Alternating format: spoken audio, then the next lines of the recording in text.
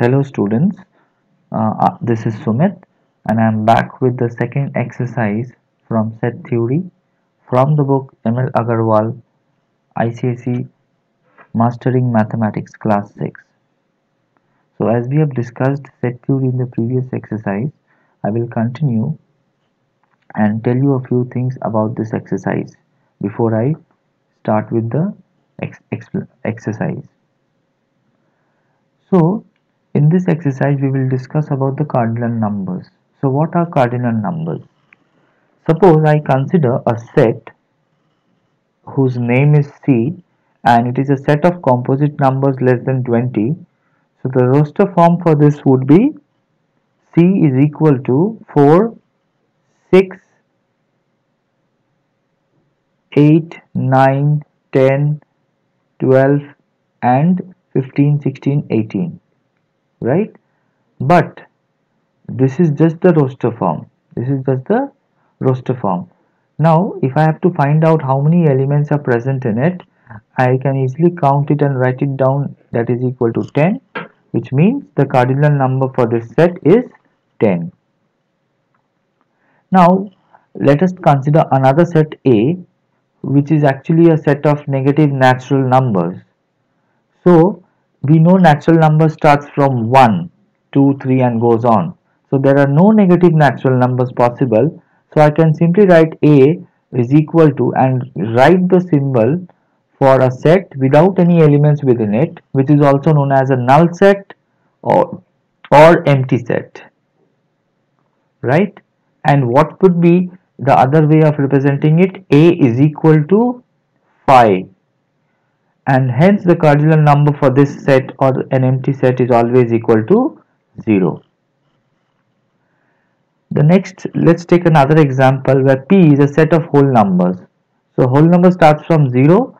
So I've written the elements as 0, 1, 2, 3 and it keeps on going. It is never ending. And hence we can say this is an infinite set. So all other sets which I told you in the previous case, they are finite sets, which means the cardinal number can be clearly known to us, can be counted. Whereas if the cardinal number cannot be counted, it is an infinite set. Okay. Coming to the next topic, what are equal sets? If two sets have exactly the same elements, then we would say the two sets are equal sets. So I have taken two examples, that is a set of whole numbers between 0 and 5 and a set of natural numbers less than 5. So set A, set of whole numbers between 0 and 5, so 0 and 5 will not be included. So hence I have written 1, 2, 3 and 4 that represents the set A. Set B is set of natural numbers less than 5. So natural number starts from 1. So 1, 2, 3, 4. So we can easily say that A and B are exactly equal because all the elements match. Hence I can say A is equal to B and A and B are equal sets, right? So hence the cardinal number will always be equal for two equal sets. Now coming to the exercise 5.2, question number 1. State whether the following sets are empty, finite or infinite. Empty, finite or infinite. In case of non-empty finite sets, mention the cardinal number. So let us discuss. The first question is all colors of a rainbow. So the colors of a rainbow can be written as violet, indigo, blue, yellow, orange, red. As we have also studied in physics, or you may be studying in physics in the coming classes, violet, indigo, blue, yellow, orange, red. These are the 7 colors and hence we can say this is a finite set and the cardinal number for this set will be, suppose I name this set to be A. So cardinal number of A is equal to 7. We can also write the cardinal number without writing the elements in the roster form because we know there are 7 colors. But in other questions, I think it is necessary for you to write the elements separately. Otherwise, it becomes difficult for us to calculate. Or we may miss out some elements. Like in the next question. X is the prime number between 7 and 11. We know 7 and 11, they both are prime numbers. And in between, we don't have any prime number because 8, 9 and 10, they are not prime numbers. So I'll simply close this brace because there are no elements for B, and hence I can say that B is an empty set. And according to the question, they have not asked for the cardinal number for empty set, and even if they ask, we can write the cardinal number of B as 0, no elements. Next question, X is a digit in the numeral 55013157. So the elements are, name of the set C, 501327. So I can simply count the cardinal number and write down 1, 2, 3, 4, 5, 6, 6 elements. It is also a finite set. If I am writing the number of elements, which means they are finite sets. Next question is, X is a letter in the word sufficient. So suppose this is the name of the set. The elements are S, U, F, I, C, I is already written, E, N, T. So the cardinal number for D is equal to 8. Okay, coming to the next question, that is question number 5.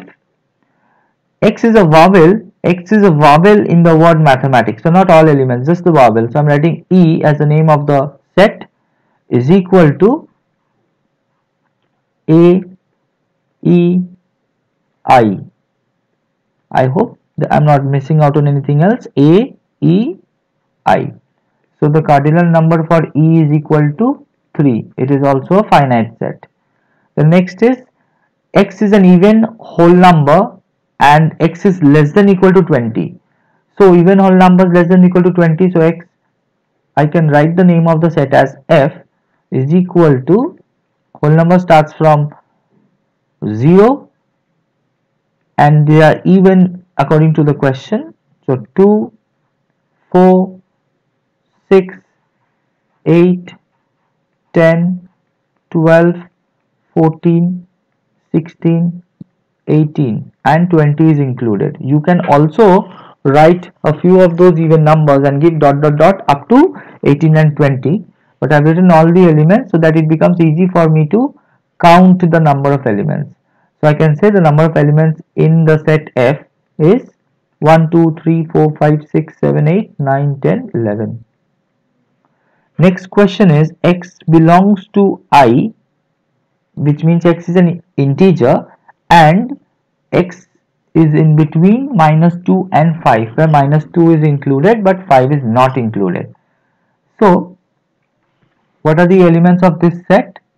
Suppose I take the set name as G. So -2 included, 1, 0, 2, I missed out 1, 3, 4 and 5 is not included. So how many elements? 1, 2, 3, 4, 5, 6, 7. So I can say the cardinal number for G is equal to 5. Coming to the next question, that is part 8. X is a prime number less than 25. Let us consider the name of the set to be P. Prime numbers less than 25. So 2, 3, 5, 7, 11, 13, 17, 19, 23. Prime numbers are numbers which are not divisible by any other numbers, can be divided only by itself, and hence I have written the prime numbers less than 25. So how many are there? The cardinal number of P will be 1, 2, 3, 4, 5, 6, 7, 8, 9. 2, 3, 5, 7, 11, 13, 17, 19, 23. So there are 9 elements in this set. The next question is number 9. X is a prime factor of 180. In the previous exercise, I had discussed that they have asked for prime factors, not all factors. So I will just simply find out the factors for 180.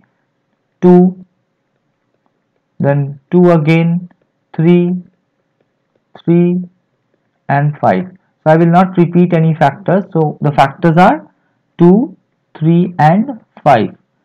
So the cardinal number of Q is 3 because there are just 3 elements. The last question for first part is, that is question number 10. X belongs to n, x belongs to n and x is a composite number less than 12.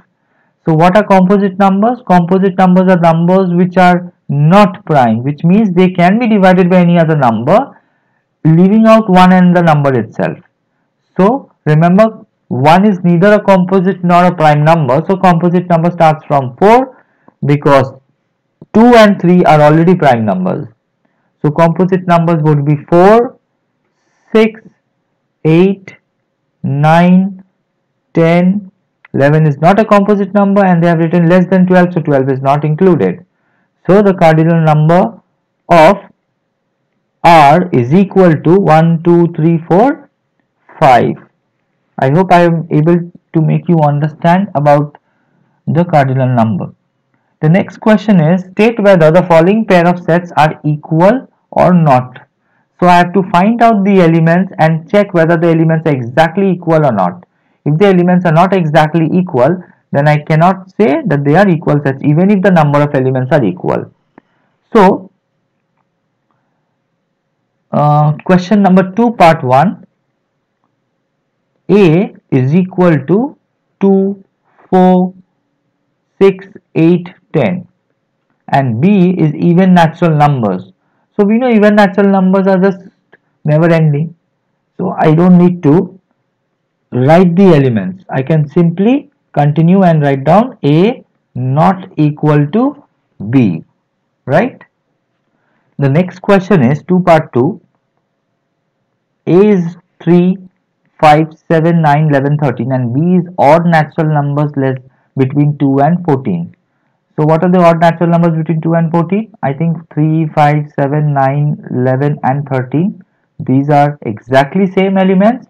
So I can easily say that A equal to B means A and B are equal sets. The next question 2 part 3. A is equal to, very carefully listen to me, P, A is equal to PU, PPET. So I believe they are referring to the elements as PUPPET. So elements are not repeated in writing when we are writing the elements. So P is not repeated. So PUET. I get 4 elements and the set B has PUET. So again A equal to B means this question also the two sets are equal. Question number part 4. X is a letter in the word Sophia. So what is X? X is S O P H I A. The elements are not repeating, so I have written all the elements. And B, you can easily see that even if one of the elements are not matching, then we will not consider it to be of the same set. So A and B are not equal in question number part 4. Then question number 5 is, A, kids 5 meter tall.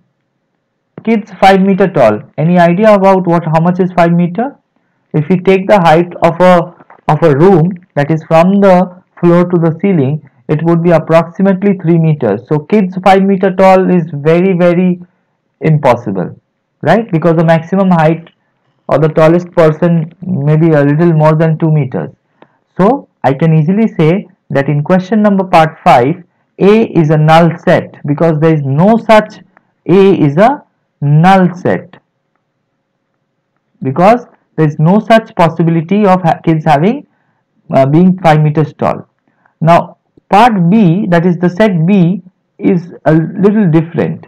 X such that x belongs to a natural number and 2x is equal to 3. So x is a natural number and what are the values of x?